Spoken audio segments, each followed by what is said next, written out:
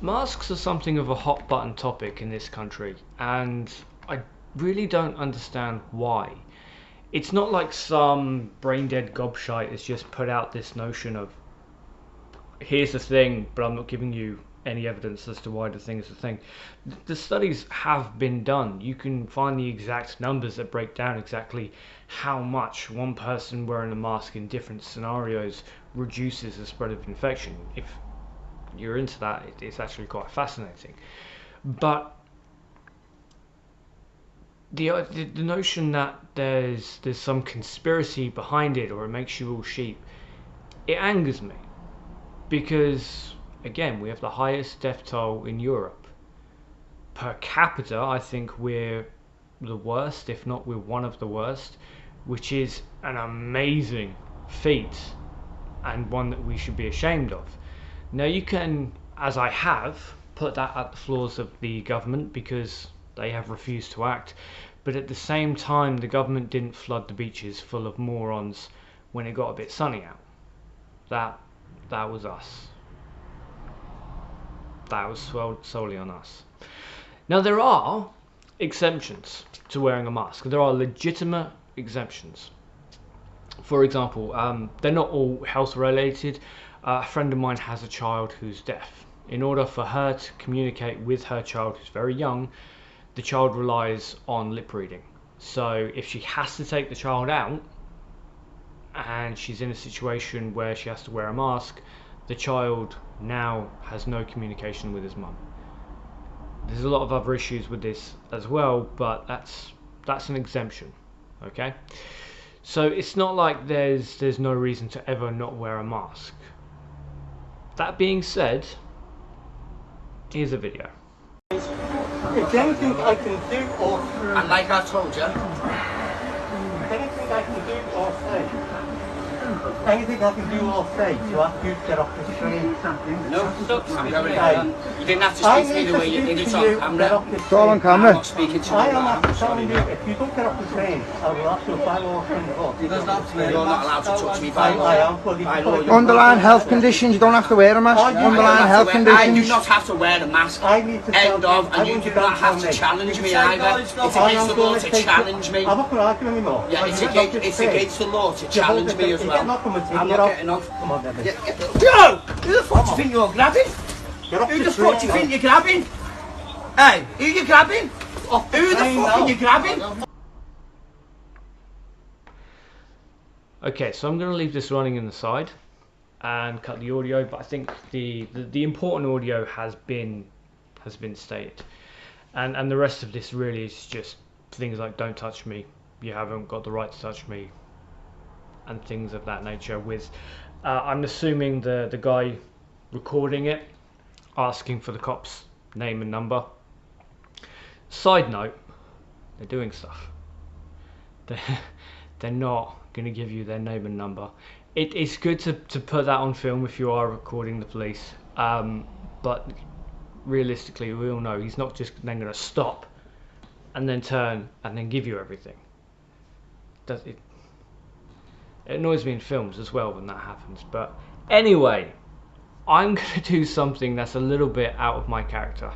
I'm going to side with the police in this specific case.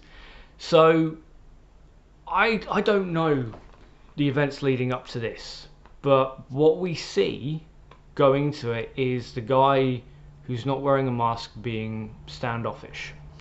Now, most people are rational thinkers. Most people, you can pull them to the side and say, look, I can't wear a mask. It's a medical reason, for one reason or another. This is the reason I just can't do it. Most people will accept that. Now, I don't know if this guy had said that to the conductor. I'm going to get into trains in a moment, but how he was with the officer, from what we've seen, he took the wrong approach, because there has been so much of this anti-mask BS spread all over the place. You've got dipshits saying, well, you can't ever breathe if you're wearing a mask, completely ignoring the fact that surgeons wear masks for their 16-hour surgeries. It doesn't make any sense. And for me personally, I do have that in the back of my head. I do get annoyed when I see someone who I perceive to be fit and healthy not wearing a mask. Now, I don't cause a scene because there could be something that I'm not aware of. But in this case, you're getting on a train. Okay, so you're getting on a train which you don't have the legal right to do. Even if you pay for a ticket, you don't have the right to do, because despite the fact that it's public transport, it's not owned by the public. It's privatised. The rails were privatised ages ago by the Conservatives. So it's not your right to get on the train. And I'm saying this as someone who doesn't drive and relies on public transport to get around. We don't have that inherent right. We also don't have the right to say to a copper, it's illegal for you to touch me. Now again, I can't believe I'm in the position where I'm defending the police so much. But if an officer views you as a threat, then they absolutely have the right to do so. And during the summer holidays, there were a ton of COVID rules that were thrown in, obviously, while Parliament wasn't there. And while I've not been through them all, there is a precedent for the idea of them being put in place. Not all of them, but the idea of it. And the idea is very simple. We're in the middle of a global pandemic. Over 45,000 people by government numbers have died due to this virus. Over 60,000 if you go by the Office of National Statistics. We have the highest death rate in the UK. If we're not the highest death rate per capita, then we're certainly up there, which is not a good thing to do. And while I personally have blamed the government unwaveringly for this catastrophic death toll, there are also times where I can't blame the government. For example, when it got a little bit sunny out and a load of dipshits decided to flood the beaches. You can only blame the government for so many things. If you're taking yourself to the beach, then it's your fault because you're contributing to this. I get it, being locked up in a flat sucks, especially when you don't have a garden. But we have to take these hits to protect the people that we love. Now, I'm not saying that the copper in this was 100% right. I think he escalated it to an unacceptable level. But I do think the guy, because again, we didn't see what happened before the recording. But I do think the guy could have said, look, mate, I can't do it. And here's my legitimate reason why. I haven't got my badge on me, because I'm assuming if he had a badge he would have showed it. I haven't got my badge on me because whatever reason, but here's my medical reason why I can't wear a mask.